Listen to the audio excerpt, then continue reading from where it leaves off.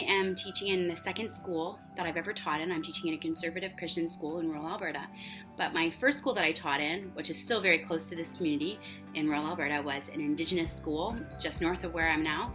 And I had like a shelf of read-alouds because I really love reading aloud to kids, and I loved having stories read aloud to me when I was young. So I wanted to go through my stack of books that I used as my arsenal of read-alouds in high school. So let's start with some pretty good authors. I love Kit Pearson.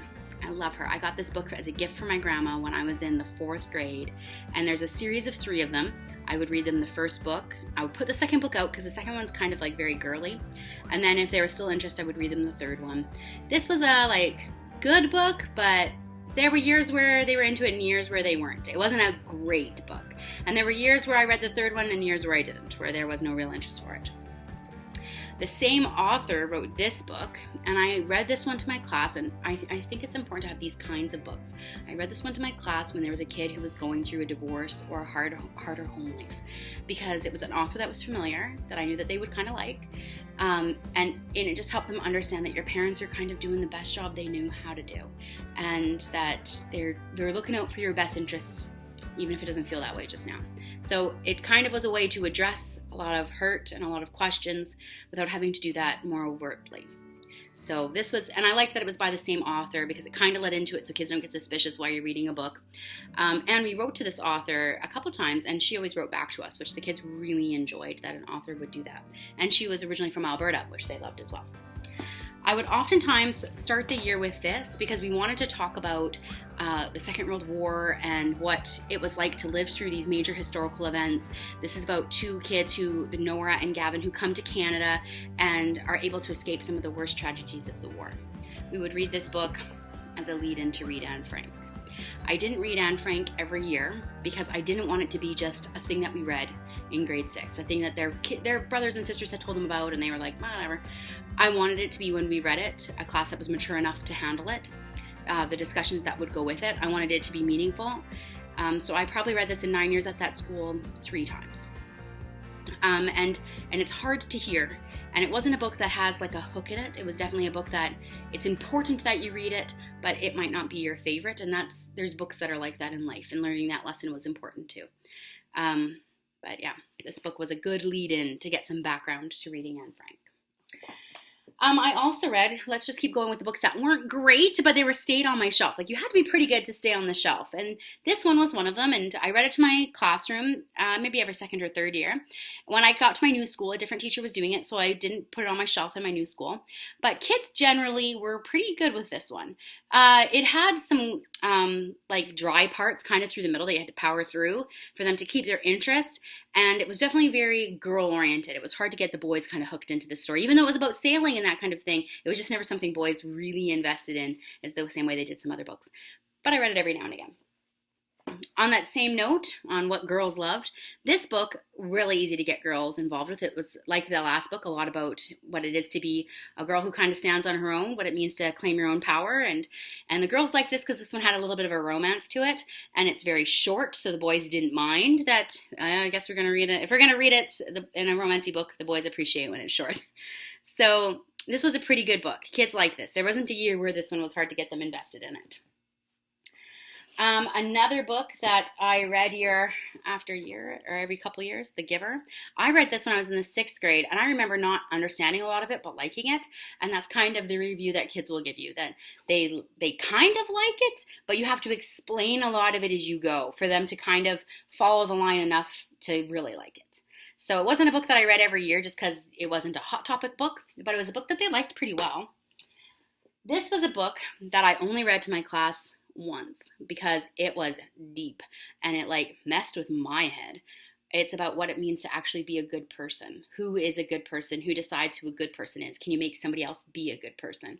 And I mean, the tabs in it, I still go back to it to read just my favorite sections, because even though I probably read this book almost 10 years ago, I remember these little chunks really well. And when something happens in my life where I need to hear something inspirational, this is the kids' Read-Aloud book is what I go back to. But I only ever read it to my class once. I don't think I'd ever read it to them again. Just because, this was hard for me to hear. but it was a book that they really liked. And for a longer book, it was a book that they surprisingly understood. This was a book that I read, again, yeah, every third year maybe. I think it's so important for teachers to change up what they're doing, that you don't have the same 6 books you read every single year. Because, yeah, then your brothers and sisters just tell you about it and you know what's coming, and it just makes it rote and boring. But so I read this every third year or so, and I liked it because this was an author I knew. She wrote a ton of books that they would be familiar with in the library, and I tended to read this in years where I had somebody with special needs in my classroom, because it talks a lot about the dignity of a special needs person and what it's like maybe to be inside of their head and to see the world a little differently. So if I had someone with severe special needs, I read this book to the class. This is a book that I had to read to the class because it was left in my classroom in the old school. Like, it was on our reading list and the other grades were doing it, and it is so boring. Don't read this to children. And I thought, like, oh, it's a good balance. I have these books that, like, girls love. I'll read, like, a girl book, and then I'll read a boy book. That is not true. Those ideas that there's, like, girl-boy books, first of all, is absurd. There's as many girls as boys invested in any title, and maybe one kid liked this in a year. A kid who was super old-fashioned, outdoorsy, even, I don't know. I can't think of a single kid off the top of my head who really loved this book. It was boring. And it was one that I didn't even ask them, like, chapter questions and stuff on because I found those boring to mark. So don't read that book. It stayed on my shelf because it was left in my classroom. It's, like, nostalgic, but not good. This is a book I read in my class whenever there were ailments. Like, one year we had a kid with diabetes, and I remember my teacher in the 4th grade read this to me because there was a kid with diabetes in my class. So I went looking for it, found a copy on eBay.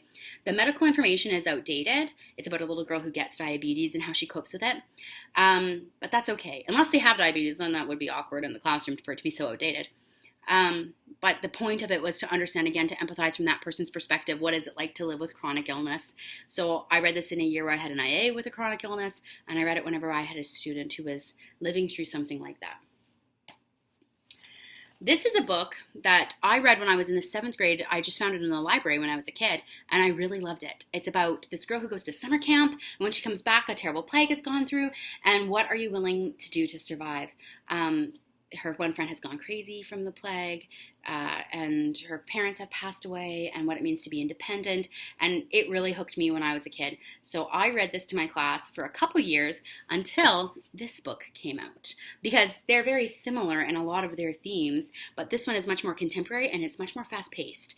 And I think that's the thing. That's why this book is not for kids today. I think they're so used to things being so fast-paced that while this book is fantastic, it's too slow. And this book isn't. This book is fast-paced, and it covers the same idea. It's about a girl and what it's like to live through the end of the world. This book has a lot of themes of what should you do when the end of the world is coming and you have to become independent. What should you do to take care of your family, to make sure that you have something to live for? And I liked the morality of that, though. I mean, what should you do? Like, thinking about your own end of the world. Don't think about, it's not about stockpiling food. It's about what would you do to make your mom's life a little bit better if you didn't stockpile food, to make things easier for all of you. Now that I have 2 books left, and these are, if you buy nothing else for your classroom, you need these books. This one is about a girl who died, and it's kind of like, I remember it came out around the same time like Lovely Bones was coming out, and there were a lot of books about teen death at that time. But this one just deals with it with so much mercy and compassion, and it really focuses, instead of on the people left behind, on the person who dies, and how life can change so quickly when that happens, and it's very subjective about what might happen after you pass away, and I read this whenever there was death in the classroom, which is so sad how frequently that happens. Nearly every year, I think, I read this book. It's so good. I recommend it to adults all the time when they go through grief, and I've read it myself since I left the school where I didn't read it to kids anymore. I've still read it once since then. And the all-time best book that I ever read aloud in my classroom is The Compound. This was like in a Scholastic book sale that came to our school, and I picked it up because it was inexpensive. And I was like, oh, I'll read it to the class. And they love this book. I mean, the level of interest in this book, nothing remotely compared to it. When I was finished reading it, there were kids who would reread it. They would beg me to reread it. The second book in this series, when it came out, I think I had read this book to the class maybe 3 years when the second book came out. And you could not get that book off the shelf in the library, ever. There was always a wait list for it because everybody loved this book so much. And that was even at the beginning of the next school year. So you'd think everybody had had a chance to read it, and you would go try to find the second book in this series in September, and kids have already taken it out. That's how good this book is. And it deals with some messed up themes that more than once I've told people what this book is about, and they've gone like, you read that to grade 6? Yep, because they love it. It has some adult ideas. So it's about this guy, he's like a bazillionaire, and he's worried about the end of the world and what kind of life his kids are already having, and what would happen if the end of the world comes. So, spoiler alert, he pretends that the end of the world has happened. He locks his family in a compound. And in the process of getting his family down there, he accidentally leaves out one of his twin sons. And this is from the perspective of the twin son left in the bunker. And I like that a lot of my books are from a girl's perspective. This one is from a boy's, which that's harder to come by than you'd think. So they're in the compound, and it's about, like, what do you do to survive when the food starts running out? How awful is it to eat people if it lets the other people survive? How awful is cloning if it gets more people to eat? A lot of cannibalism ideas in there. But, I mean, it sounds like the book is about cannibalism. It's not. It comes up just once or twice. But the book is really about, like, unlike this one, it's what should you do? This is what shouldn't you do? How far is too far? When is there nothing left to survive for? When should you fight to just live? When is fighting to live an outside life that might be hard better than living an inside life that's easy but wrong? And this was a book we talked about once we read it all year long, like once a week. The topics in this book would come up. So if you buy no other book to read to your classroom and it's 6 or higher, I would never read this to younger than grade 6. Grade 6 or higher, this book is the best thing I ever read to children, and I've been teaching for 12 years. All right, so this is my bookshelf. Like I mentioned, I have like a shelf that I keep at the side of the room that's just for the books that I read aloud. In my old school, I kept that shelf kind of like out in the floating part of the classroom because of those really popular books that kids wanted to access during times when I was finished reading them. And same thing in the classroom, I keep this kind of off to the side but in the open so that kids can see what's coming and what's available for possible read-alouds. So starting from here, grades 1 to 8, I have these readers. They're by the Pathways program. What I like about Pathways is that it's written for the most part by Anabaptists for Anabaptists. So that would include Mennonites. And I like that it really is culturally sensitive, but also for the most part pretty engaging and exciting. So these are good short stories to read aloud. From the same set of books, though, I bought all of these like storybooks that go with it that are longer novels, and some of them are pretty good. Some are I found really boring, very slow paced. But in the Mennonite culture, as much as they value a story being fast paced and exciting, they also value that a story comes from their perspective and is wholesome. Like that's worth something when they're reading it. So the books that are in this series that I don't keep on the read aloud shelf, like I bought every book Pathways makes, I put in my classroom library, and they are still pretty popular with them, even though they aren't ones that I would consider reading aloud. This is a book that I used to give as an Easter present in my old school, and I tried it as a read aloud this year. And I thought it would be good at the beginning of the year because they study the Bible in German, and everything, when we talk about scripture in class, it's always in English, and this would help bridge the gap in some of the names and places. But I didn't find it was a very good read aloud because it had like direct scripture quotes and then explanations, and it was hard to keep track of which was which. So I don't know that I would use this as a read aloud again, but it definitely, I think, is a really good Christmas gift for this group. Then I have the best books. These books are written by Arnold Utrey, and I have every book he wrote in this series. 4 of the books are all about these children who were alive at the birth of Christ and the adventures that they went in to end up at the manger. So this is the main character's best friend, and he was taken as a slave by the Romans. This one is the child of one of the wise men, and it's all about, and all the stories interact with one another. All the children end up knowing each other and coming to know Jesus. This girl ends up marrying the main character, and it's about the adventures that she goes through, and it has a lot of like girl power stuff in it. And then this is kind of the first book in the main character, and it's about what he had to go through being separated from his family in order to end up at the manger. This character and this character get married, and then 30 years down the road, their son is present at the resurrection of Jesus, at the crucifixion and resurrection. So these books I tend to read at the beginning of the school year in the lead up to Christmas, and this book I read at Easter time.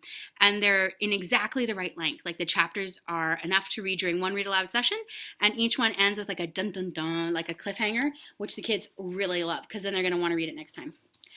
Every book also includes a little devotional at the end so that they can think about the meaning behind this part of the story, which is really good for the kids. So these are the books that I'm reading to the classroom in my conservative Christian school, and that's my special bookshelf. It's definitely different than my last school, but also like really, really good.